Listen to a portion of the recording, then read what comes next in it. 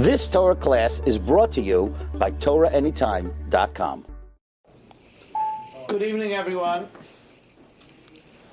With almost half of the month upon us, one has to go into overdrive in preparing for Yom Adin. Hashem takes note who is at least concerned about the upcoming season. Likras Yom Adin, to greet Yom Adin, has been an essay written by Bali Musar throughout the ages. But one thing is for sure, if a person does not have a sense of trepidation, does not have a little shiver running up the spine, then there is a hole in one's religiosity. The call of the shofar, which summons us, as the Ksav Sefer says, Shapru Ma'aseichem, make your deeds prettier, is the call to Beser Mention. In other words, Beser Mention are not really looking at Averis, but rather at perfecting one's mitzvahs. So I thought that I would take a little time, since I'm working on it myself a little bit, to talk out loud and start the Cheshbon Hanefesh calculations. As I've said many times, the way to do it is to start from the moment we open our eyes in the morning. And from a Yid, man or woman, the first thing that we do is to say Moedani. Now, Moedani is a good way to start the day. Because the first thing we say, it's an interesting declaration, Moedani. We say Moedani lefanecha. Now, I would not have worded this that way. I would have said Moedani lecha. Now, we don't say Moedani Hashem, right? Because we don't say Hashem's name before we wash our hands. So it strategically doesn't have Hashem's name, right? So it's not Moedani Hashem. Otherwise, we would say Hashem's name, but we can't because we don't wash our hands yet, right? We still have the Ruach HaTumah upon us. So first of all, we could have said Modeh Lefanech. Who do you think is talking about? Of course, I'm talking about. So why do I say Moedani? Right? So the fact of the matter is that we want it to be a very personal interaction. Modeh lefanech. I thank and admit before you. Not lecha to you, but before you. Right away in the morning, I envision that I'm in front of Hashem. I start the morning with Shivisi Hashem L'negdi Sameh. I start the morning B'chol Drachecha Do'eyu, acknowledging that Hashem is in front of me. Now, it probably is also a clever insertion by the Chachmei Chazal to remind you that if you're not well dressed, be tzniustik. Right? Somebody is in bed, unclothed, don't just prance out of the bed without your clothing. Moedani lefanecha. Right away I say, I'm in front of you. Melech chai v'kayom. King. So there it is. I start the morning with the acknowledgement that you're the boss. I'm going to follow rules. You're the boss. Right? It's interesting. Why do we say all the way in the beginning of the morning, Melech? But Hashem is boss. I'm going to follow the rules. I remind myself right away in the beginning of the morning. Shehechazarta nishmosi right? B'chazarta bi nishmasi, you return me my life, b'chemla. Now that word b'chemla, right? Chamol al masecha, with compassion. Right? So I say all the way in the beginning of the morning that I know I don't deserve it. I know I don't deserve it. Was I such a good boy? Did I learn so much Torah? B'chemla. Now your compassion manifests itself that I got up alive and that I got up refreshed. It's two things. The Maida is two things. I got up alive. People don't get up in the morning. I got up, and I got up. Chadoshim lebikorim rabba minasecha. That's what rabba minasecha. Great is your trustworthiness. Great, what we say when we say rabba minasecha is that we're saying that I didn't even worry about it. When I went to sleep, I didn't even worry whether I would get up or not. You know, somebody owes you money, you worry if you're going to get back the money. Right? If somebody borrows something, you worry if you're going to get it back in one piece. Right? We worry a lot. But we don't even worry whether we're going to get better. Whether we're going to get up. Because Rabbi Munasech. But remember that chemla, that compassion manifests two things. That we get up, and we get up refreshed. Then we don't go any further.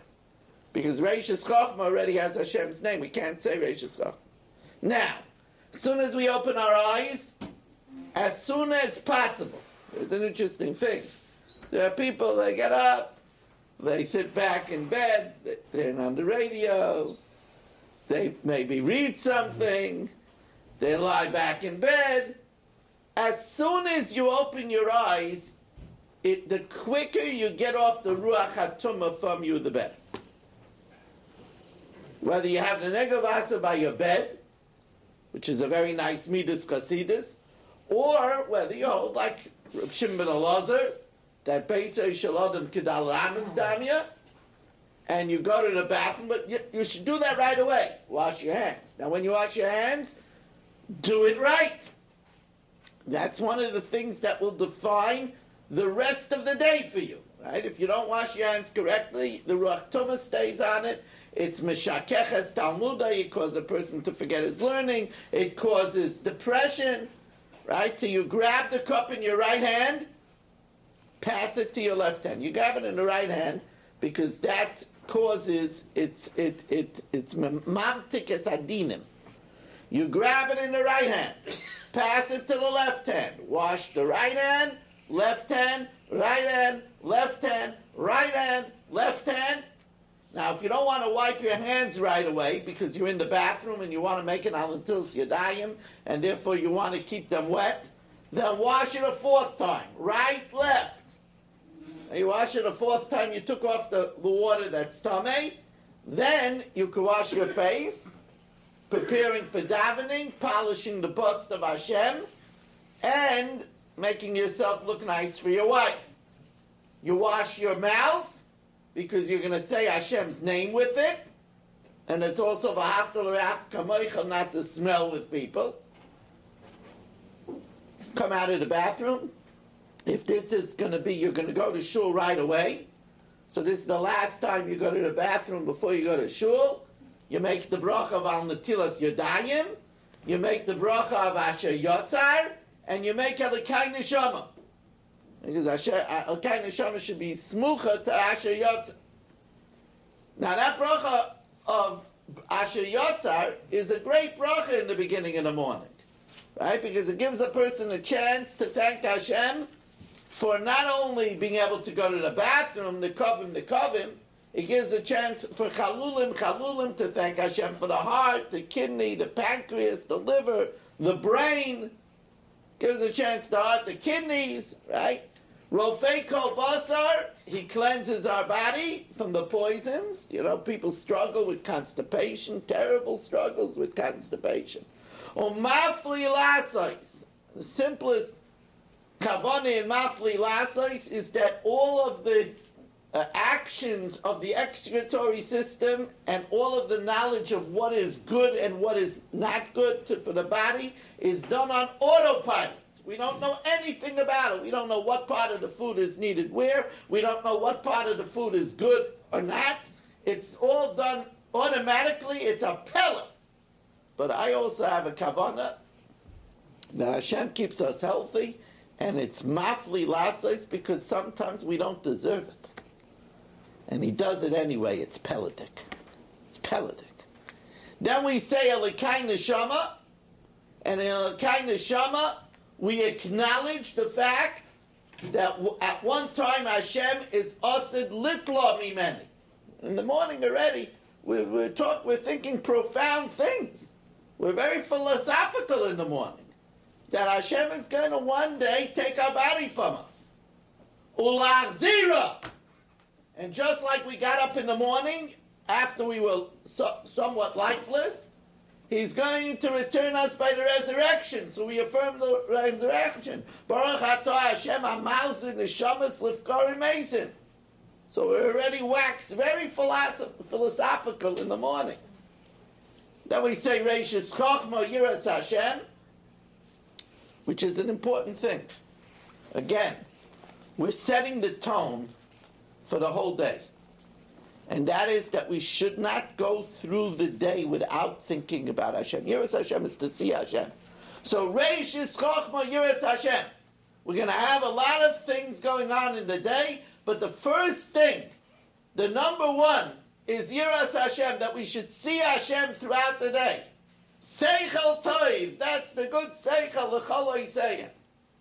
Baruch Shem Kvoid. Now, we put on tzitzis. Because we don't want to walk without tzitzis. You don't want to walk without tzitzis.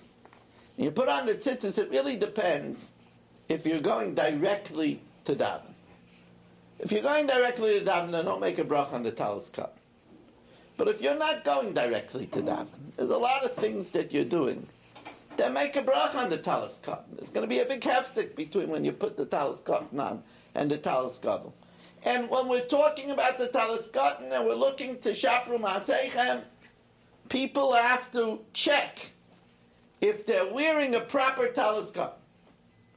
First of all, Ramosha said the talis cotton should not be from synthetic materials. You should not use a polyester talis cotton. Polyester is a synthetic material, right? He said either use wool. Mr. Brewer says the Yoresh Shamayim uses wool. If you don't use wool, use pure cotton. Invest a little money in using pure cotton. Now, here's a person. He buys a talis cotton. He's a size 18 shirt. And he buys a talis cotton 18 by 18. That's ridiculous. The talis cotton has to be a beged that if you go out with, and that's the only beged you have, you won't be embarrassed. If somebody's a big guy and he wears an 18 by 18 tzitzis, if he goes out, it's not even going to cover past his belly button. That's definitely puzzle tzitzis. There's nothing to talk about. Generally speaking, it's good to get a talis cotton that's 24 by 24. That's a good talis cotton. Now, there are people that they have talis cottons that are so old that if they would stop to look at their tzitzis, they would be embarrassed to see the shape of their tzitzis. First of all, I recommend everybody that when they buy tzitzis, they should buy talis tzitzis on their talis cotton. Because you buy talis tzitzis on your talis cotton, the tzitzis last longer. They don't rip off. They don't thick strings. That's what talis tzitzis on the talis. That's number one. And number two, you have to check it. You know, the Kitzur Shulchan Aruch says that the word tzitzis stands for tzaddik, yafrid, tzitzias tamid. Tzaddik is always separating his tzitzis. You have to check that your tzitzis is good. People are walking around, you know, tzitzis is optional. Because we don't have arbor canvas. We put on an arbor canvas. Imagine a person puts on the arbor canvas and he ends up not having kosher tzitzis. So he ends up, instead of doing a mitzvah, he ends up doing an aveira. So you got to check your tzitzis once in a while, see if they're still kosher. Have to have a lot of pairs of tzitzis, because to wear tzitzis over and over again, and they get sweaty, and it's a beged shel mitzvah that's all sweated up, that's a bizayin of a mitzvah. I have 25 pairs of tzitzis. Because I keep on changing them. I have a lot of pairs of tzitzis. And this way my tzitzis are always in good shape. But that's a lot. I understand that that's a lot. But a person shouldn't have just 1 or 2 pairs of tzitzis. You have one or two undershirts? You want to have 1 or 2 shirts? Tzitzis is a big thing. It's shakal keneged kol ha-mitzvahs. U'zechartem oisem u're'isem es kol mitzvahs Hashem.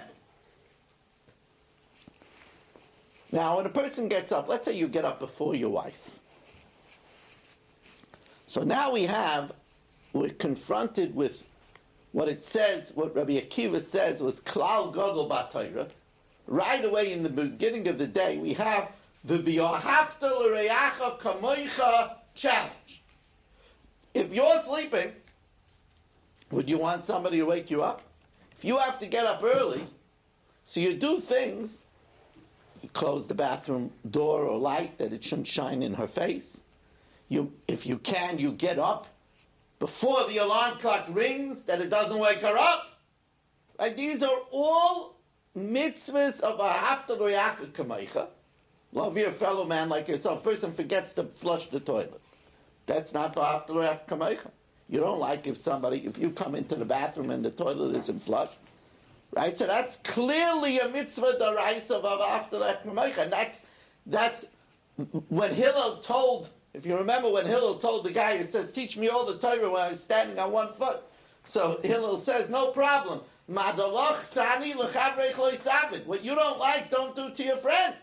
Now, if your wife is up, there are some people in the morning, until they have their coffee, they excuse themselves. They're not awake, they're grumpy. Don't ignore your wife when you get up.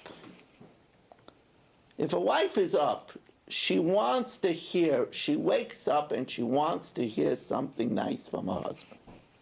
I don't care if we're married 50 years. That doesn't stop. It's not just Shana Rishona.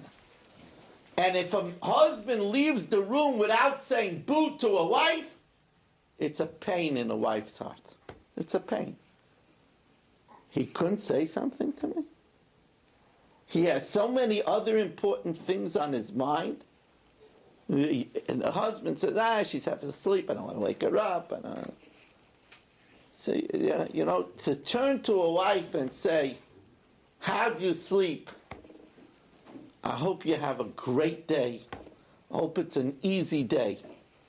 That's such a wonderful way to start the day. That lingers on for the wife throughout the entire day. Husband is away, but that lingers. It's a good feeling that lingers, and it's such a mitzvah. And it's a mitzvah of davak be'ishtay. There's a mitzvah in the Torah of davak. It's 2 places where it says dveikis. It says dveikis by Hashem of Sidbak, and it says dveikis by a wife. And it's important to do this. A person has to be some late. This is shapru ma'aseichem. This is making deeds pretty. Now, it's a good thing to do one more thing before you leave the bedroom. And that is to take a notice of the mezuzah. Take a notice of the mezuzah. Taking a page out of the Lubavitcher Rebbe's book, if you could keep your hand on the mezuzah for a moment before taking it off, that forces you to think, Hashem, you were with me throughout the night, and you're with me as I leave. Kissing it is a fringe benefit. It's a nice benefit, but it's the thought of the Shemer Dalsois Yisrael. So already a person, if you notice, a person hasn't left the room, and he's already had a barrel full of mitzvahs. And that we know, that mitzvah, gereres mitzvah, Once a person gets out of the bedroom and already has so many mitzvahs, I mean, there have been so many mitzvahs. He's polished the bust of Hashem, he's done B'after Akamoicha, he's made brachas, he did tzitzis, he did negavas. I mean, he dressed with sneers, he's mamish, he's already a rich man, and he hasn't started the day yet. And then he goes out, let's say he's going to taste something before davening.